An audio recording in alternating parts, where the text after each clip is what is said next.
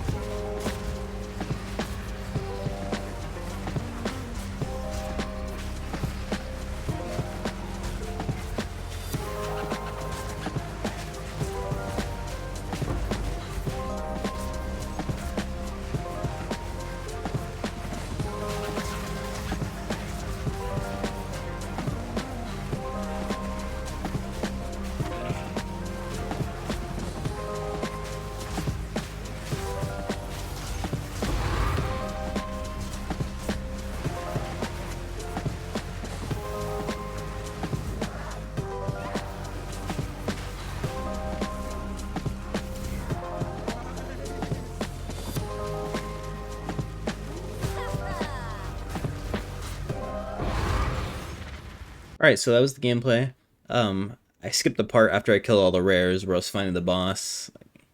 Just wasted time. You might have noticed there are some issues that you'll find with elevation, where if you're not on the right elevation, you just won't hit things. So if you saw any points where, like, things are in my AoE, but they're not taking damage, that's probably why. I do run into things a lot. It just happens. Ideally, in the future, I get my Incinerate a little bit higher. It's only 31 right now. I'm shooting for like 33 to 35, but getting it up more is just kind of a lot of investment, and I'm just not there yet. I'm also I'm sitting on like, let's see, like 53 spirit when I'm just running around on my main build.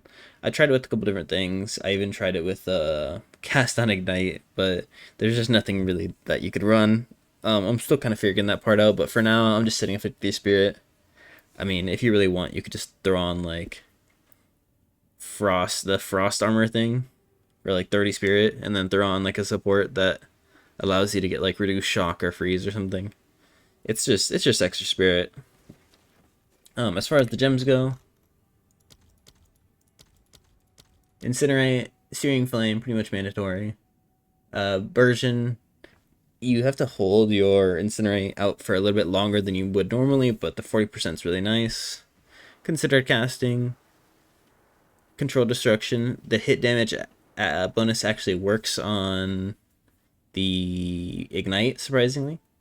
That's just how Incinerate works. And then Concentrated Effect. It is an area skill, so it does work. I'm going to talk about this Whirling Slash first. This is my AoE Rolling Slash. This is the one you cast first. So what you'll do is you'll cast your Incinerate, and then you'll cast your first Whirling Slash. I have it on bound to E, and this is a big one. So this Whirling Slash is just spec'd into being big, and that's it. The second Whirling Slash is the one you'll be casting a lot. And sorry, for the first one I'm running Magnified Effect, Reach, and Expanse. And for the second one, I'm running Martial Tempo, Energy Barrier. This one's really nice because we keep our stun threshold relatively low. This one kind of fixes it so you're not getting perma-stunned. And then I just threw on Maim. You could put kind of a lot of different things here. Maim is my preference. And so once you cast the big Whirling Slash, you just cast your normal one, and it'll carry it. So it keeps the properties of the first one you use. So you don't want to be casting your Ignite, and then once it hits 8 stacks, you have to let it sit a little bit to get your 40%. You don't want to be casting your small one, because once you do that, this is your size. I mean, this is still pretty big, but it's nothing compared to the size of the bigger one. So make sure you use the big slash first, and then you can start casting your fast one. Withering Presence, just Chaos Mastery, Clarity, Blasphemy. I'm running Temporal Chains. Honestly, this whole thing is literally just for Rupture procs. You could put, like, if you really wanted, you could put Enfeeble. You deal most of your damage as Chaos, but I like to have my Despair Magnitude, so I have that on a different skill. So I just have Blasphemy, Ritualistic Curse for size, and an Encumbrance.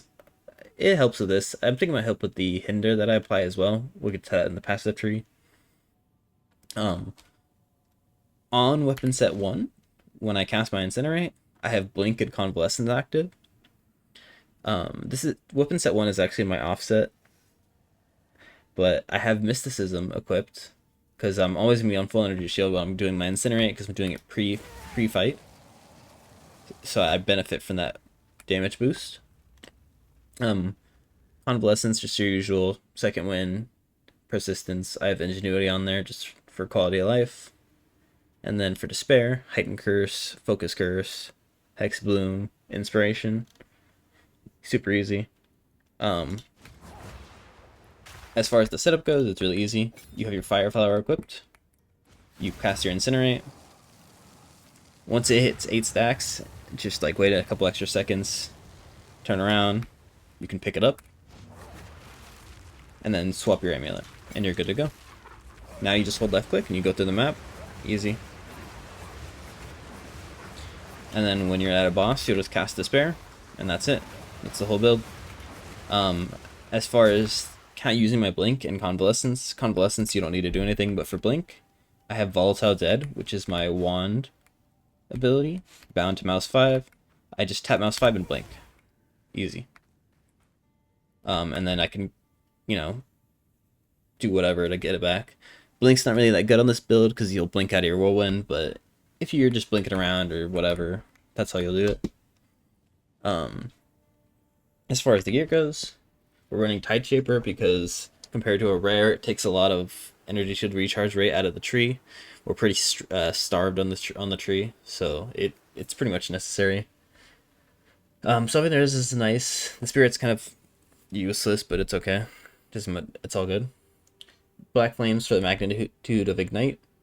The mana regen also helps our energy shield, so it is good if you can get high rolls there. And then the reduced Ignite duration doesn't actually matter because we're using what is essentially just Ignited Ground, which doesn't rely on Ignite duration.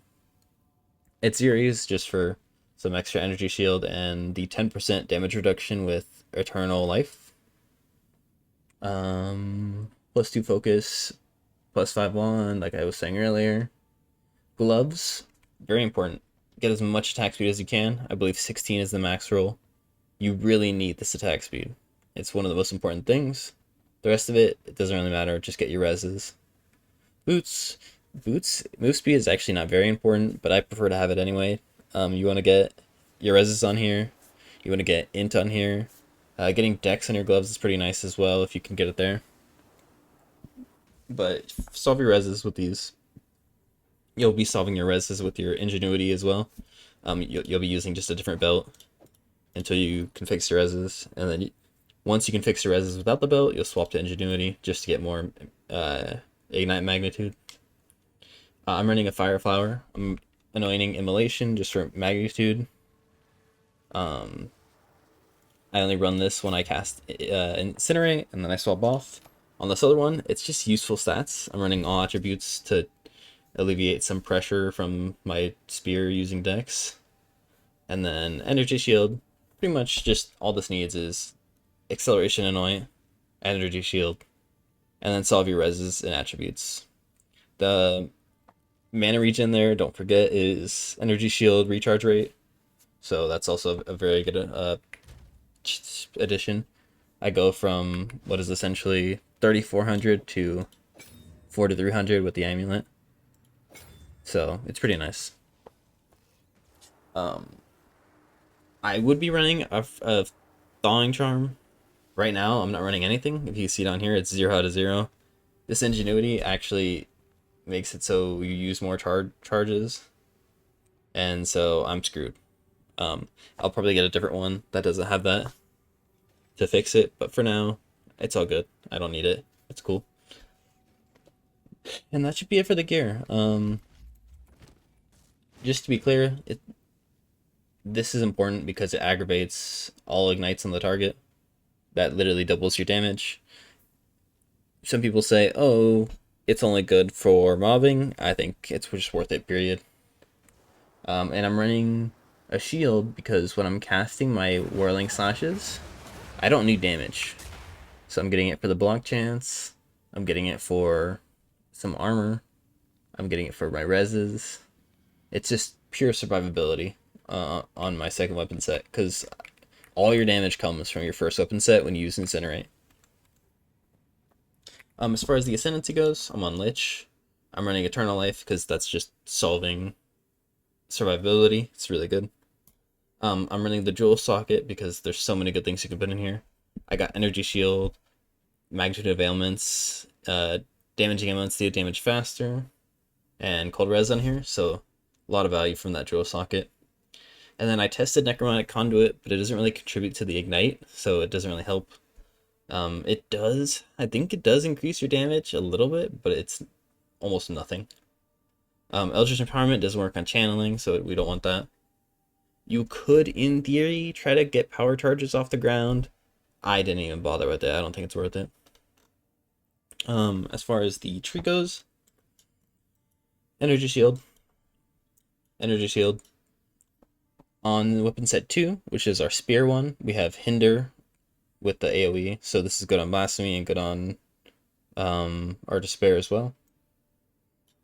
These nodes, you just kind of are speccing into some damage. I would be speccing into fire damage if I had any other accessible fire damage nodes, but I don't. I'd have to go and look elsewhere for them.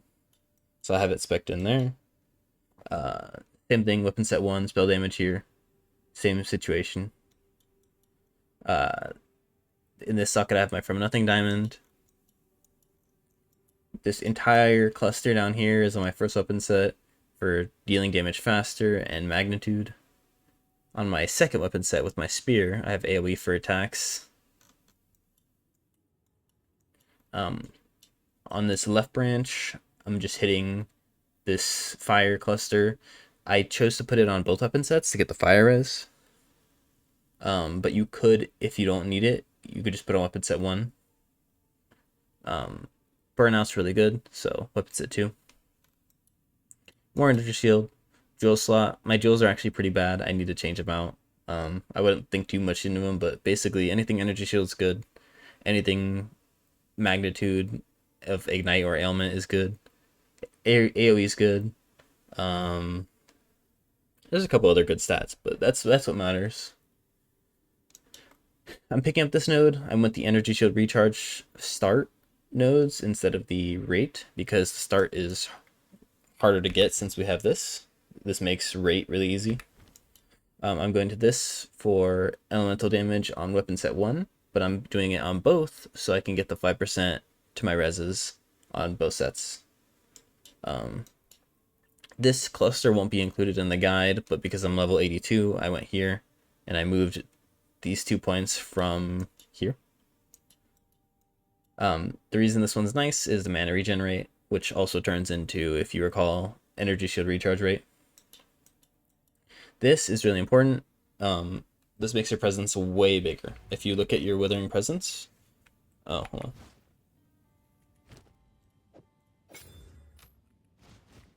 If you look at your withering presence and you hover over the presence, you can see the size.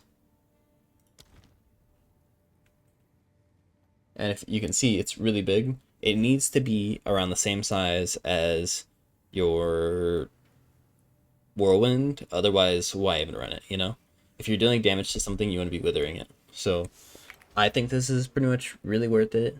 Maybe other people disagree or find something better to use with it, but I think it's really important. Picked up this drill socket. This drill, not great at all, but it's what I had on hand. I really like this cluster right here because we get energy shield, faster start, and 20 energy shield on block. And since we have the 40% block chance, it should be proccing a good amount, especially with all the like trash mobs hitting you. This probably, I haven't really like tested with and without, but I would assume it makes it feel a lot easier to deal with whites. This armor energy shield node just felt pretty okay. I was comparing it to, I believe I was comparing it to this one right here, as well as just putting it into these smaller nodes. And honestly, it performed just fine. So I figured, I'll go with it. And my armor effectively is even higher, especially if my energy shield stays high. So that's why I chose to do that. Whispers of Doom, so I can do Despair and Temporal. Jewel slot. We pad down to this attack speed node because it's the only real accessible attack speed node from the Lich Ascendancy. It is worth all these points. It does make quality of life so much better. When I took this node right here, and my rolling slash went to 0.47 or whatever it did, it actually considerably slowed me down. It has something to do with like the server tick rates or whatever. What I suggest to anybody who's doing this build is just try out a bunch of different attack speeds. Like, go as much attack speed as you can and just start lowering it and see what feels the fastest. Because a lower attack speed could actually function a lot faster. And then I have this wither cluster. The wither is actually really nice for the fire. So that's it for the tree. The jewels are kind of mid. I'll be working on them soon. But that's the build. It's pretty simple. If you saw in the gameplay, when I killed the boss, I just stood there. I didn't even do anything. I've killed Jess tier 4. I've killed Audience, whatever that guy's name is, tier 4. I haven't done Simi. I'd assume Simi should feel pretty good with this kind of build, especially with how tanky it tends to be. And I haven't done... Oh, I have done tier 4 Expedition, and that was super easy too. So this build's totally fine with tier 4 pinnacles. The clear is not as good as gemling, but it's totally tanky enough and totally has enough damage. And if you can get those gem levels to like 33 to 35, it's a significant DPS upgrade. That's basically like the biggest room for improvement with the build currently, is literally just increasing that gem level. So I'll get there pretty soon. And that's about it. Thank you so much for watching. Adios.